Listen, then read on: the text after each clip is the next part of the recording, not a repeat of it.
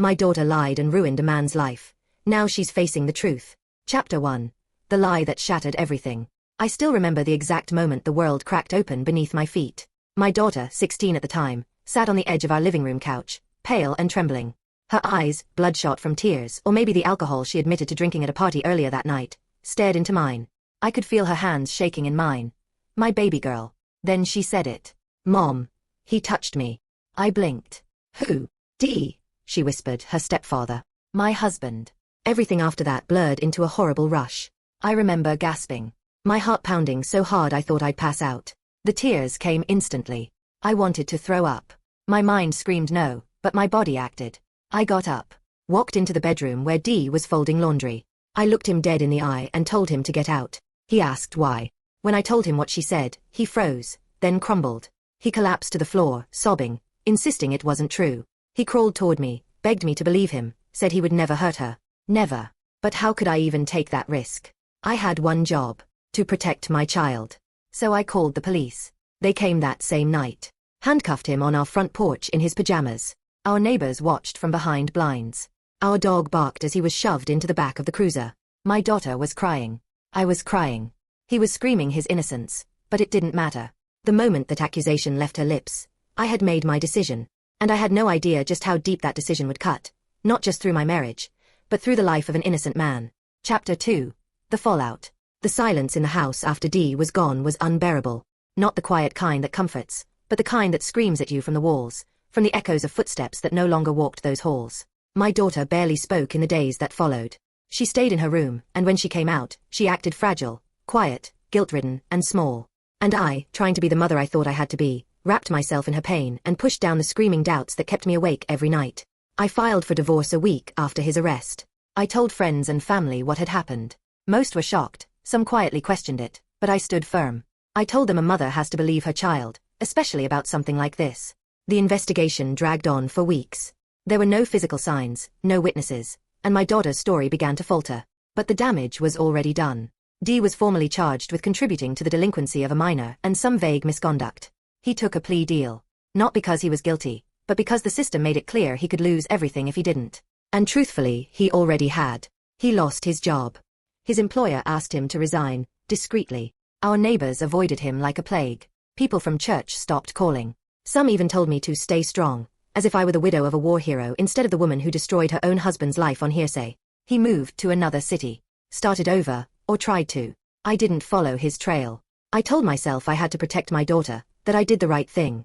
But deep down, I began to wonder. I'd remember the look in his eyes the night I told him to leave. Not anger. Not even fear. Just pure devastation. A man betrayed by the one person he trusted most. I'd buried that memory, until 4 years later, when my daughter showed up at my door again. And everything I thought I knew unraveled. Chapter 3. The Confession. It had been 4 years since I'd seen my daughter look me in the eyes with that kind of urgency. She was 20 now, standing at my front door like a child again, hands clenched and voice trembling. "Mom," she said, "I need to talk to you. Please." I let her in, not knowing I was about to hear the one thing that would shatter me in a way I didn't think was possible. We sat on the couch where the lie had begun. She didn't ease into it. She just exhaled and said, "I lied." I stared at her, uncomprehending. "About D," she said, eyes filling with tears. "It never happened. He never touched me. I made it up." I froze. My brain refused to register the words. What? What do you mean you made it up?" I was drunk at that party. And I was mad. I don't know what I was thinking.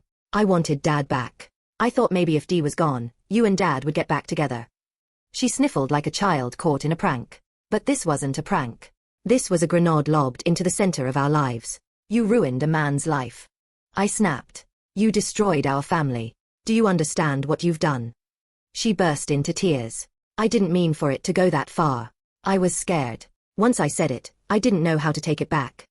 I stood up, shaking, every part of me burning with rage and guilt. "You didn't just make a mistake. You committed a crime. You made me betray a man who loved us both. And now you want forgiveness." She nodded weakly. "Please don't hate me." I looked her in the face and said something I never imagined I'd say to my own child. "I'm ashamed you're my daughter." She flinched like I'd slapped her. Then she shouted that I was cruel, that I was choosing him over her. But it wasn't about choosing. It was about truth. And justice. She left in tears. And I was left in silence again, But this time, not because of confusion or grief. This time, it was fury. Because I knew what I had to do. Chapter 4. A call to the innocent. I stared at my phone for a full hour before I could bring myself to dial his number. The man I had loved. The man I had betrayed. The man whose life had been shattered by a lie. And by me. I got his number through a mutual friend, someone who still spoke to him in the years since he'd disappeared from our lives. I didn't think he'd answer. Maybe I hoped he wouldn't. But he did. Hello. His voice was deeper, rougher, tired. I swallowed hard. Dee. It's me. Silence. I need to say something. I began, already shaking. She lied. About everything. She admitted it. You were telling the truth. You always were. There was a pause. And then, an eruption. I had braced for pain, but not like this. He didn't scream, he thundered. Years of anguish poured through the phone. He said he'd waited for this day, prayed for it, but that it didn't matter anymore. That the damage was done. That he lost everything, his job, his reputation, his home, because I had chosen to believe a lie. He said he would never forgive me. And I didn't blame him. I apologized, sobbing into the phone. I told him I would do whatever it took to fix what I could. Go to the police. Talk to the courts. Make a public statement. He cut me off. Don't ever call me again. Unless it's to clear my name legally. Then he hung up. I stood there for a long time with the phone still in my hand. Not because I didn't expect it, but because hearing his pain broke something in me I didn't know was still intact. That night, I didn't sleep. But by morning, I had made up my mind. I was going to do whatever it took to give him back what I helped take away. Even if it meant turning in my own daughter. Chapter 5. The Fight for Justice. I didn't waste time. The next morning, I made an appointment with a criminal defense attorney who specialized in wrongful accusations.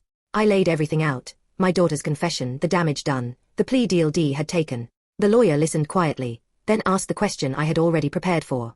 Do you have any proof she confessed? I nodded. What I hadn't shared with anyone, online or off, was that my home had small security cameras installed. One of them had captured the moment my daughter sat in our living room and admitted to everything. The angle was clear.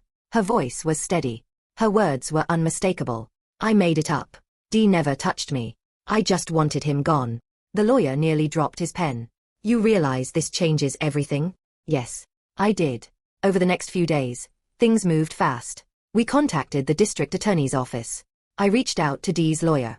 Together, we filed a motion to vacate his charges and erase the stain that had followed him for years. The DA wasn't pleased to learn they might have prosecuted an innocent man. An interview was scheduled. My statement, and the footage, were handed over. Meanwhile, my daughter kept calling, texting, even showed up pounding on my door. Mom, please. Don't ruin my life over this. I stood inside, listening through the door.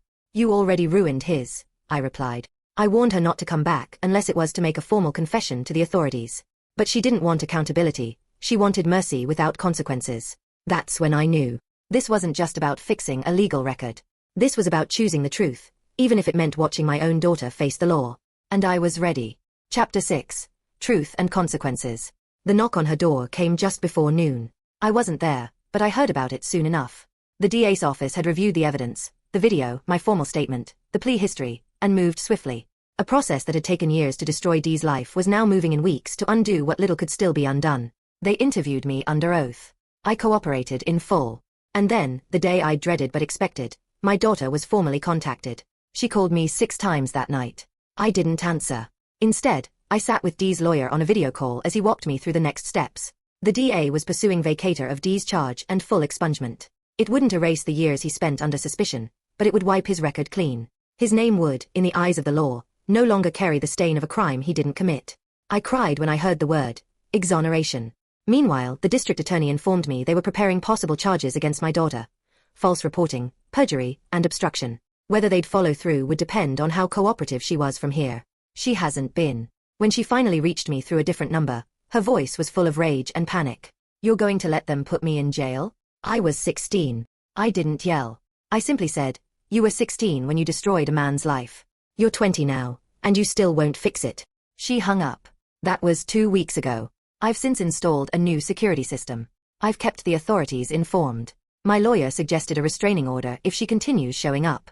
And as for Dee, he knows. His lawyer told me he broke down when he saw the official filing to vacate his record.